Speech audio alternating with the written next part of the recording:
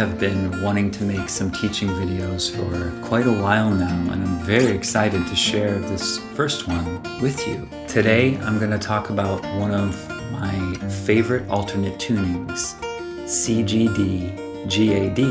I first came across this tuning when I heard the playing of McIlroy, a wonderful guitar player from New Jersey, about 20 years ago when I lived in Colorado. At that time, I was getting really into traditional Irish music, and the entry point for me was through fingerstyle guitar.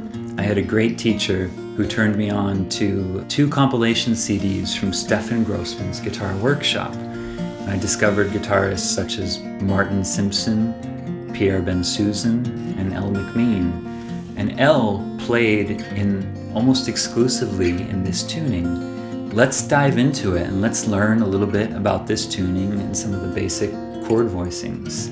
So let's go over what's going on with the guitar in this tuning. So we've got a beautiful low C on the 6th string, and then our 5th string is tuned down to G. Our 4th string is a D, normal, like standard tuning. Our 3rd string is a G, like standard tuning. Those are the only ones that have stayed the same. Our 2nd string is an A, and our 1st string is a D. And the way that I think about this tuning is I almost always play this tuning off of the 5th string. So I would call this a G sus2 with a 4 in the bass. If we just put the 2nd fret down on the 2nd string, there's a G major. And if we had the 2nd fret down on the 6th string, that's basically open G tuning. So instead of that low 5th in the bass, we now have a 4th in the bass, which is the magic of this tuning. So let's go over the basic chords of this tuning. First, I'll play an ascending chord scale starting with G major at the bottom and walk all the way up the 5th string to the 12th fret. So there's our G major. For our 2nd chord, we're going to have 2nd fret on the 5th string, 2nd fret on the 4th string, 3rd fret on the 2nd string. You can finger this in different ways. You could do a split like that. I like to use my pinky. The G is ringing and the D is ringing. So we have a 1 and a 5 that are ringing to create some nice suspension. If we wanted to play an exclusive A minor chord, we could bar like this, almost like an A minor from standard tuning. But the beauty of this tuning is getting those open ringing strings, creating all sorts of interesting voicings as we play. So we had G major, our 2nd chord, A minor. Continuing up, we keep the same shape on 4th on the 5th string, 4th on the 4th string, open, and then 5th on the 2nd string. That's our B minor, our 3 chord. Moving up to the 4 chord, we're going to have 5th fret, 5th fret, open, and then 7th fret with the pinky. And remember, for any of these chords, you can just make a bar. If you just want an ordinary sounding, less colorful voicing. Then we're going to move up to the 7th fret. There's D major. Now up to our 6th chord. We're going to come up 2 frets again and then just flat the 3rd. There's E minor. And then for our 7th chord, we're going to come up 2 frets again, but then the 5th of the chord that my middle finger is on, we're going to raise that. So now we have a 5 chord first inversion. Basically, this is a D chord in first inversion. And then we're gonna bring it home, back to our 1, all the way up at 12, 12, open, and 14. They're the 7 chords of the scale, walking up the 5th string. I use those a lot. Those are beautiful voicings. Sometimes I don't even play the 3rd. A nice trick for this tuning is just 2-fingered chord voicings. So say we're up here at the 1, the G. Oftentimes I will avoid playing the 2nd string. So I'm just gonna walk down.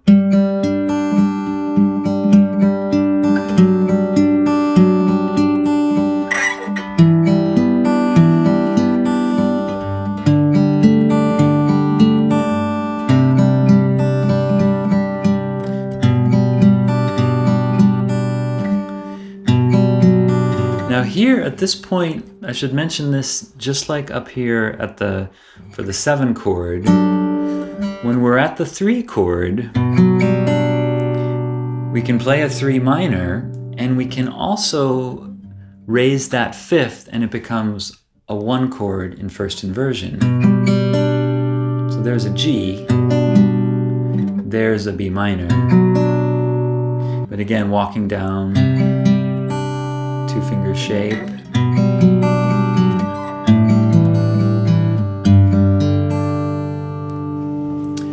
A lot of times when I'm playing this tuning and I'm ascending in the bass, I'll just put 1 finger down. I'll just play.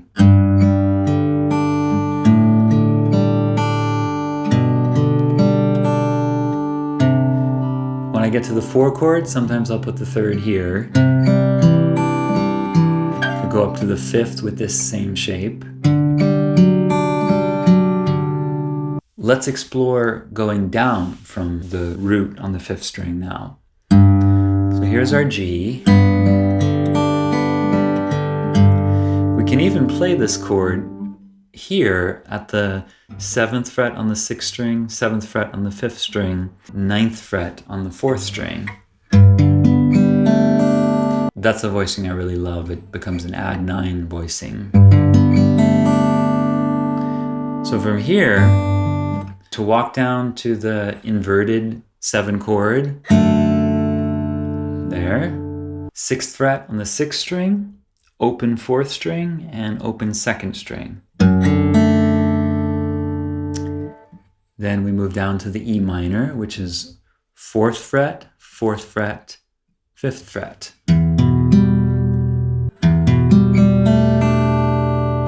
We move down to the 2nd fret, 2nd fret, 4th fret. There's our 5 chord, our D, and then our beautiful low 4 chord. A lot of times I'll fret the 4 chord with just my index finger. If we want to do a complete 4 chord, we could put the 3rd fret on the 2nd string down, and then the 2nd fret on the 1st string. But that's a little boring to me. I like to have more other tones ringing in the chord, so a lot of times I'll lift that one up. And another voicing I love is the major 7. We can just flat the C to B. And this is one of my favorite shapes in this tuning to do some of this stuff with.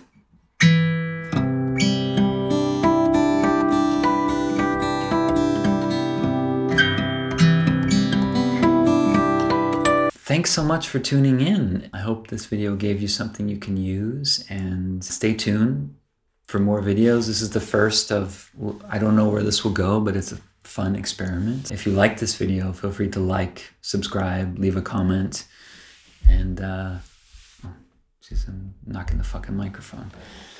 I'm gonna edit out all the cursing. I bet people will have to edit the shit out of their first YouTube video. Was my beard crooked at all? No, it's cool. You're okay, all right? I was actually really nervous to do this. It felt like playing a high pressure gig. I even have a second camera. How you doing okay over there? All right, cool. Was this video okay? I mean, did you like it? Do you like me? All right, capo's going on the 4th fret.